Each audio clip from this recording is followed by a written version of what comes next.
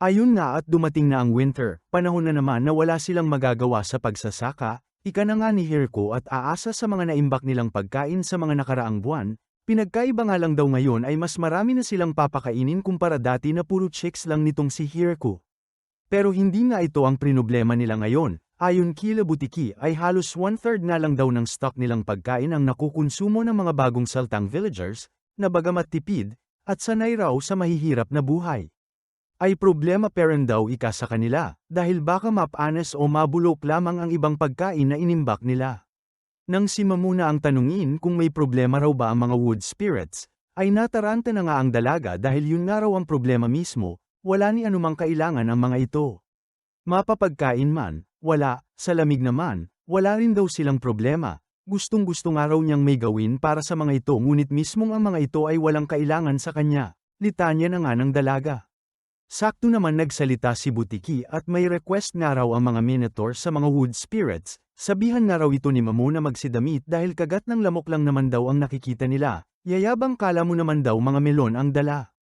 Natuwa naman si Mamu dahil sa wakas may magagawa na siya, at sasabihan niya nga raw ang mga ito agad-agad.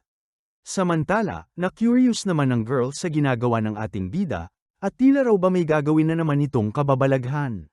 Dito na nga ibinida ng ating bida-bida ang paggawa ng mochi. Na siyang pinagtaka ng mga dalaga at ngayon nga lang daw nila narinig ang pagkain na yun, lalo na at gagawin gamit lamang ang bigas na tinanim nila. Ayon naman kay Hirko ay ibang klaseng bigas nga raw ito na specific ginagawa para sa mochi. At kalaunan nga ay unti-unti niya na itong binayo ng may rhythm katulong si Ann. Natuwa naman ang mga dalaga dahil akala nila komplikado ang paggawa nito, pero basic lang naman daw pala. Kaya niyabangan ng ating bida na susubukan nila ang paggawa nito.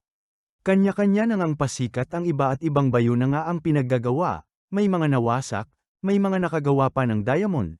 Pero kahit papaano sa huli ay nagawa naman nila ng maayos ang iba, at ready na nga raw sa flavoring ayon kay Hirko. May tinustang harina, may minatamis na toyo, may pinatigas na sipon ng 6-footer na baklang goblin. At ang pinakahuli ang red beans, na siyang lubos na gustuhan na nga ng mga dalaga at kakaiba nga raw ang texture at makunat, ngunit masarap, sakto raw sa panahon na malamig at sadyang nagpapainit ng katawan. Ibinida naman ni Ria ang mga nakuha nilang damo sa gubat na siya niyang hinalo sa version nila ng mochi, na talagang nahirapan daw sila sa pagkuha. Bigla naman dumating si Donovan, at narinig niya raw na may niluluto sila Hirko na bagong pagkain gamit ang kanin, sakto bagay daw dito ang alak na siya na naman nitong ibinida. Natuwa naman si Hirko dahil nang tikman nito ay kaparehas na kaparehas daw ng sake. Naging libangan at nagsilbing exercise na nga ng mga taga-village ang paggawa ng mochi, at ang naging pinakamagaling daw gumawa nito ay sila Gordon, na may naging tip pa nga sa ating bida para mas madali ang paggawa nito. Isang araw, bigla na lamang may nagpropose sa isang dalagang Minotaur, at kung pwede nga raw siyang mapang-asawa. Nagtaka naman ang dalaga at sino raw ito, kaya nagpakilala naman ang lalaki na head ng House Brito of the Demonic Kingdom of Galgardo, na nagngangalang si Gratz Brito. Nagpakilala naman ang dalaga na si Ranana, habang sa isang tabi ang ating bida naman ay nagtataka. Ayon kay Bizel ay nais lang sana makita ni Gratz ang Great Tree Village, at mahalaga nga raw ang magandang relasyon ng Demonic Kingdom sa nasabing village ayon sa binata, ngunit nang dalhin niya daw ito rito ay ganito na nga ang nangyari.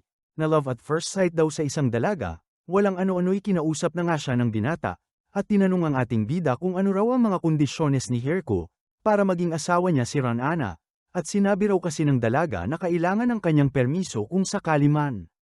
Dahil naguguluhan ay kumonsulta na nga si Hirko sa iba pang mga babae, at ganito raw ba ang pag-aasawa sa kanila.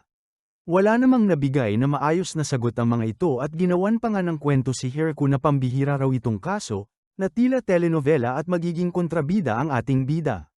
Kaya siya na mismo ang kumausap sa dalawa, at kung seryoso man daw itong si Gratz ay wala namang problema pero si ate girl nga raw ang magdedesisyon kung sakali man, walang pilitan, walang biglaan.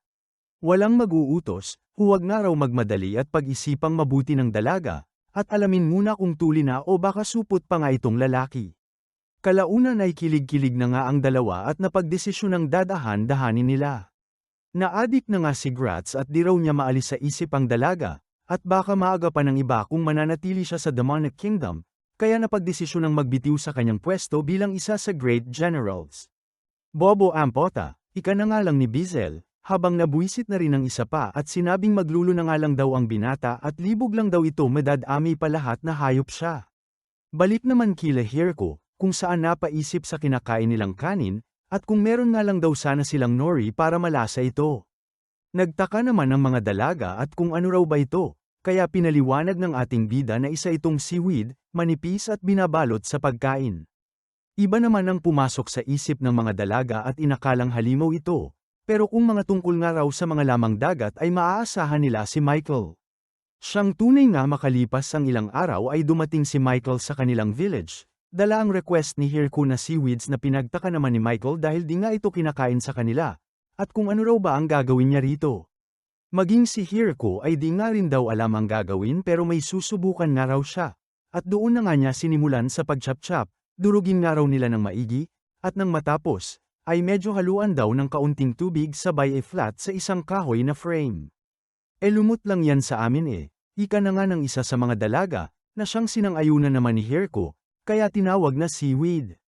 Matapos nga raw ay tanggalin nila ang kahoy at hayaang matuyo.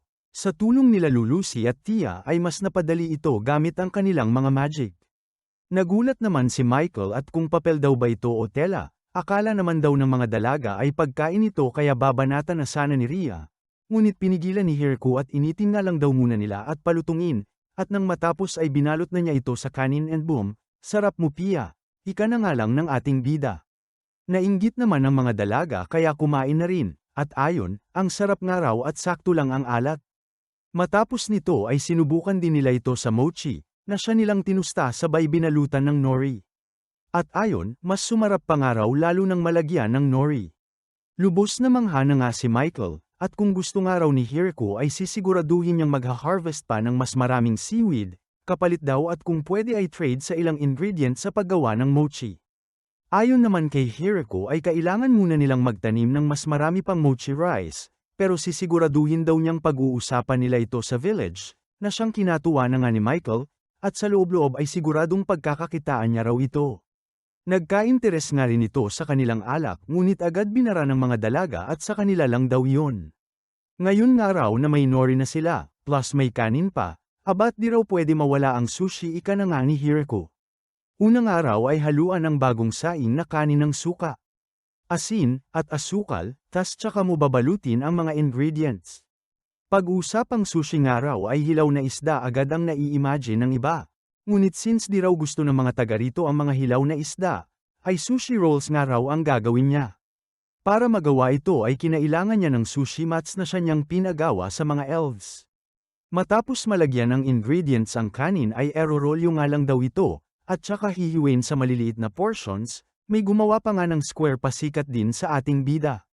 Mas nagpasarap pa nga rito ang paghalo nila ng mayonnaise, salad rolls, at crab meat, na siyang lubos nagpayami rito.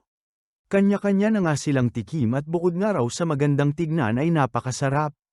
Sakto pwede rin daw nila itong ilagay sa lunchbox at nakakatulong daw ang suka o vinegar sa pagpapatagal ng buhay nito at hindi agad napapanis. Di nagtagal ay malapit na ngang matapos ang winter, nagsitunawa na ang mga snow ngunit malamig pa rin daw ika na nga ni Hirko, kaya nahihirapan silang magsimula muli ng pagsasaka. Buti na lang at nandyan na raw si Igo na siyang gag-abay sa kanila kung kailan. Ngunit bago nga raw tuluyang umusbong ang tagsibol, nais ni Hirko na may gawin pa, kaya ipinatawag niya ang mga dalaga. Dito iminungkahi niya na magsagawa sila ng festival since marami na nga sila, na pinagtaka naman ng mga dalaga at hindi sila pamilyar sa sinasabi ng ating bida. Kung ano-anong halimbawa na nga ang sinabi ni Hirko ngunit wala pa rin silang ideya sa plano ni Hirko, kaya tinanong niya ang mga ito kung ano raw ba ang paraan nila ng festival sa mundong ito.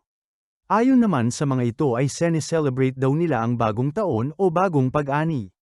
Ngunit iba-iba ang paraan nila sa kanya-kanyang lugar kaya sa huli ay nauwi sa diskusyon ang pag-uusap ng mga dalaga.